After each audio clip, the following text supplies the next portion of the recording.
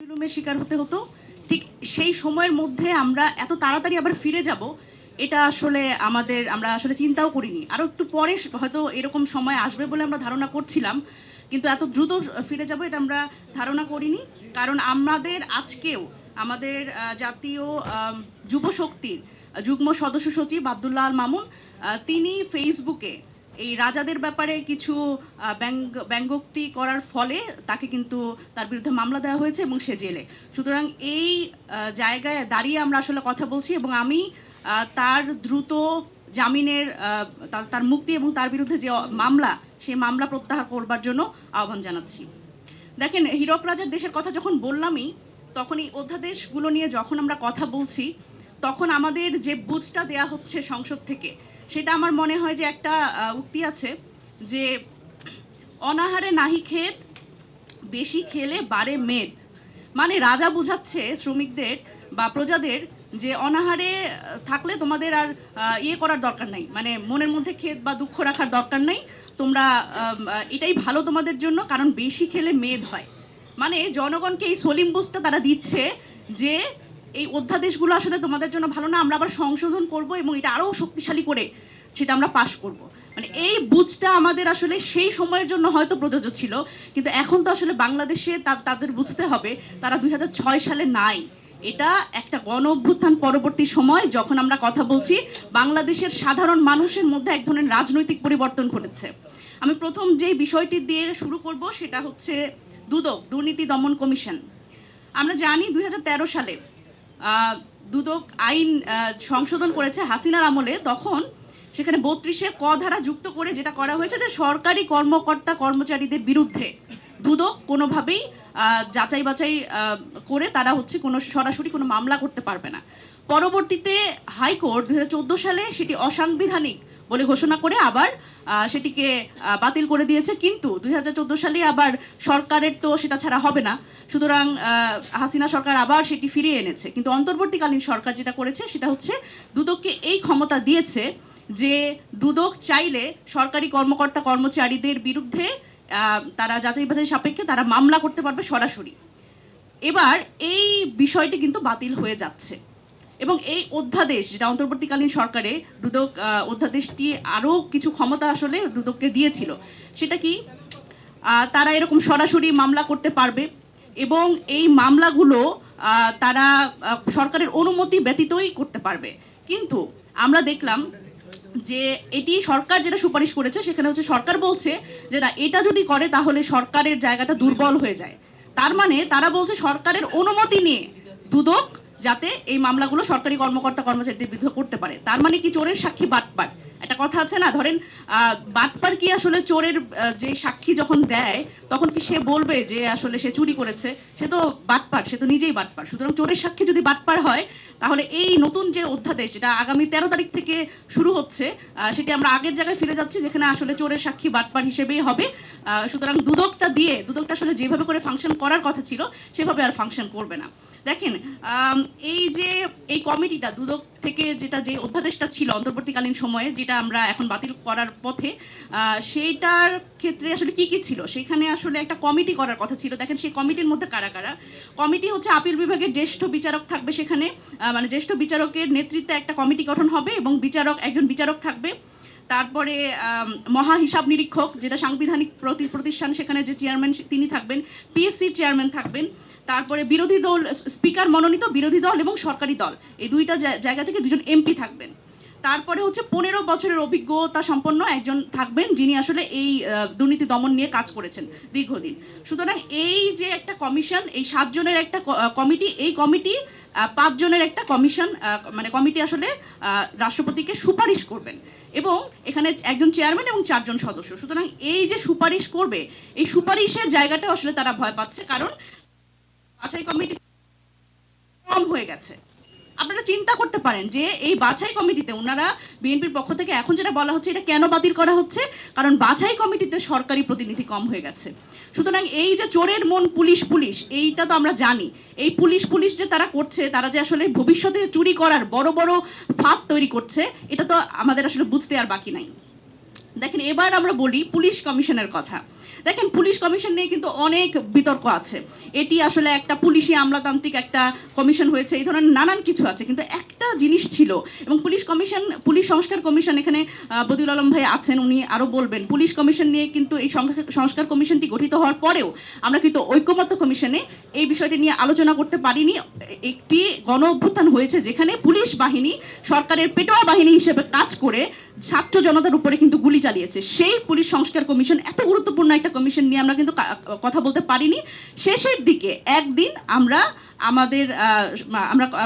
কয়েকটা দল মিলে আমরা বললাম যে না, এটা নিয়ে আলোচনা করতেই হবে। তখন আলোচনা করা হলো, এবং সেখানে কিন্তু এই স্বতন্ত্র পুলিশ কমিশন গঠন করার ক্ষেত্রে বিএনপির কোনো নোট অফ ডিসেন্ট ছিল না। সুতরাং বিএনপির যখন নোট অফ ডিসেন্ট ছিল না, তার মানে বিএনপিটা মানছে। কিন্তু দেখেন পুলিশ কমিশনের এই আইজিপি নিয়োগ, এইটার জন্য একটা ছোট্ট একটা সুপারিশ দেওয়ার কথা এই পুলিশ কমিশনকে আরো অনেক ক্ষমতা দেওয়া হয়েছে, সব না মানলেন। কিন্তু একটা ক্ষমতা দেওয়া হয়েছিল যে পুলিশ কমিশন থেকে যে আইজিপি নিয়োগের সুপারিশ, যেটা আবার সরকার মানতে বাধ্য না, অধ্যাদেশে এটা লেখা ছিল যে তারা একটা সুপারিশ করবে, 3 জনের নাম সুপারিশ করবে, যেটা সরকার মানতে বাধ্য না। কিন্তু এই সুপারিশটা দিতেও তারা এই পুলিশ কমিশনকে বাধা দিচ্ছে, এর কারণে কিন্তু এই অধ্যাদেশটি বাতিল হচ্ছে। সুতরাং সরকারের এবং এই যে রাজনৈতিক প্রভাব মুক্ত যে একটা পুলিশ বাহিনী আমরা তৈরি করতে চাচ্ছিলাম এই গণ অভ্যুত্থানের পরে, সেটিও কিন্তু বাধাগ্রস্ত হচ্ছে। এই সরকারের এই মানে ভবিষ্যতে বড় চোর হওয়ার ক্ষেত্রে তারা বাধাগ্রস্ত হবে বলে তারা মনে করছে। দেখেন আরো একটি বিষয় যেটা আসলে খুবই গুরুত্বপূর্ণ, প্রশাসক নিয়োগ নিয়ে আমরা কথা বলছি, যে প্রশাসক নিয়োগ অধ্যাদেশ। দেখেন এই সরকার আসলে কি করছে, একদম এক কথায় যদি বলি, এই সরকার যেটা করছে সেটা হচ্ছে যে যেই অধ্যাদেশটি তাদের নির্বাহী ক্ষমতা কমাচ্ছে সেই অধ্যাদেশ বাতিল করছে, আর যেই অধ্যাদেশ বিশেষ পরিস্থিতির জন্য রাখা হয়েছিল সেই অধ্যাদেশ আবার এই মুহূর্তে তারা চালু করছে, যাতে তাদের ভবিষ্যতে নির্বাহী ক্ষমতা আরো বাড়ায়। দেখেন এই যে আওয়ামী লীগের সময়, গণ অভ্যুত্থানের পরপর আওয়ামী লীগের যে বিতর্কিত যে জনপ্রতিনিধিরা ছিল বিভিন্ন জায়গায়, তাদের কিন্তু অপসারণের একটা অধ্যাদেশ ছিল এবং নিয়োগের অধ্যাদেশ ছিল, সেটা বিশেষ পরিস্থিতি। এখানে আমাদের সাবেক স্থানীয় সরকার মন্ত্রণালয়ের উপদেষ্টা আছেন, তিনিও এই ব্যাপারে বলবেন যে ওনাদের সময় এটা করেছিলেন। সেটা হচ্ছে যে এই অধ্যাদেশ যখন তারা করেছেন, এটি সেই সময়ের জন্য একটা বিশেষ পরিস্থিতির জন্য কিন্তু এটি করা হয়েছে। কিন্তু এখন এসে দেখেন এই অধ্যাদেশটাই কিন্তু আবার বিএনপি সরকার বলছে এটা থাকবে। কারণ তার মানে দেখেন এটা কত বড় একটা যথেচ্ছ, এর একটা ব্যবহার হওয়ার সুযোগ আছে সামনে, যখন কিনা এই সামনে এই জনপ্রতিনিধিরা হবেন, তারাও কিন্তু সরকারের একেবারে সরাসরি তাদের কথা না শুনলে তাদের কিন্তু যে কোনো সময় এই অধ্যাদেশ দিয়ে সরিয়ে দেওয়া হবে। সুতরাং যখন গণভোট অধ্যাদেশ নিয়ে আমাদের অতি শ্রদ্ধাভাজন যে মাননীয় স্বরাষ্ট্রমন্ত্রী, তিনি বলছেন যে এই অধ্যাদেশের তো এখন দরকার নাই, এই গণভোট তো হয়ে গেছে, এই অধ্যাদেশ এখন বাতিল হয়ে যাবে। তখন আমার প্রশ্ন হচ্ছে, এই বিশেষ পরিস্থিতিতে যে অধ্যাদেশটি করা হয়েছিল সেটি কেন এখন বাতিল হবে না? মানে এই প্রশ্নের উত্তর আসলে উনাদের কি? সুতরাং এই জায়গায় এবং খুবই গুরুত্বপূর্ণভাবে বিএনপি তার 31 দফা এবং তার ইশতেহারে, এই যে সবার আগে বাংলাদেশে যে নির্বাচনের আগে 7 দিন আগে যে তারা ইশতেহার দিল, সেই ইশতেহারেও কিন্তু তারা সেম কথা বলেছে যে কোনোভাবেই মৃত্যুজনিত এবং আদালতের কোনো যদি আদেশ মোতাবেক যদি পদ শূন্য হয়, তাছাড়া কিন্তু তারা প্রশাসক নিয়োগ করবেন না। সুতরাং এখানেও তারা তাদের নিজেদের ইশতেহার এবং তাদের এই যে বারবার করে বলেন যে 31 দফা, সেই 31 দফার বরখেলাপ করছেন। এবং আমি আরেকটা ইন্টারেস্টিং জিনিস দিয়ে শেষ করব, সেটা হচ্ছে দেখেন মানে কত বড় চোর আমরা বানানোর জন্য একটা রাস্তা করে দিচ্ছি। আমাদের আসলে সবার যে এই জায়গায় মানে সচেতন হওয়া দরকার। দেখেন আন্দোলন করলে আমরা দেখেছি যে গত অন্তর্বর্তীকালীন সরকারের সময় 16 মাসে 2000 আন্দোলন হয়েছে না? আপনারা দেখেছেন, আপনারাই তো কভার করেছেন। এই 16 মাসে 2000 আন্দোলন হঠাৎ করে নাই হয়ে গেল না? আপনারা খেয়াল করেছেন? আন্দোলন কিন্তু নাই। তার মানে দেখেন, এটা আপনারা সবাই মনে মনে এটা বলতেছেন, আমি জানি, সেটা হচ্ছে যে আন্দোলন তাহলে কারা করিয়েছে, এটাও যে আসলে রাজনৈতিক পেছনে একটা রাজনৈতিক উস্কানি ছিল, এটা তো আমরা বুঝি। এবং সরকারি চাকরিজীবী যারা, তাদের পক্ষ থেকে 76% আন্দোলন হয়েছে এই গত 18 মাসে। সুতরাং আমি বলতে চাই যে সেই সময় এই অন্তর্বর্তীকালীন সরকারের পক্ষ থেকে এই আন্দোলনগুলোর ক্ষেত্রে তাদের এক ধরনের তারা অধ্যাদেশ নিয়েছিল, সেটা হচ্ছে যে তারা বলেছিল যে সরকারি চাকরিজীবী তারা যদি আসলে আন্দোলনে যায়, তাহলে 28 কর্মদিবসের মধ্যেই তাদের সরাসরি বরখাস্ত করবার একটা আইন তারা করেছিল। এখন সেই আইনটা কিন্তু এই বিএনপি সরকার রেখে দিতে যাচ্ছে। তার মানে তাদের উস্কানিতে যেই আন্দোলনগুলো, সেই আন্দোলন করা তো শেষ, এখন তার দরকার নাই। তার মানে এখন তো ধরেন সরকারের বিরুদ্ধে যদি কোনো কেউ যৌক্তিক দাবিতেও কোনো সরকারি কর্মকর্তা বলেন বা সরকারি কর্মচারী বলেন, তারা যদি যৌক্তিক দাবিতেও মাঠে নামে, সেটা তো তাদের লোক না। তাহলে সেই ভিন্ন মত কেন তারা আসলে দমন করবে? তাদের অবশ্যই তারা 28 কর্মদিবসের মধ্যে তাদের হচ্ছে বরখাস্ত করবে। এই হচ্ছে বাংলাদেশের অবস্থা।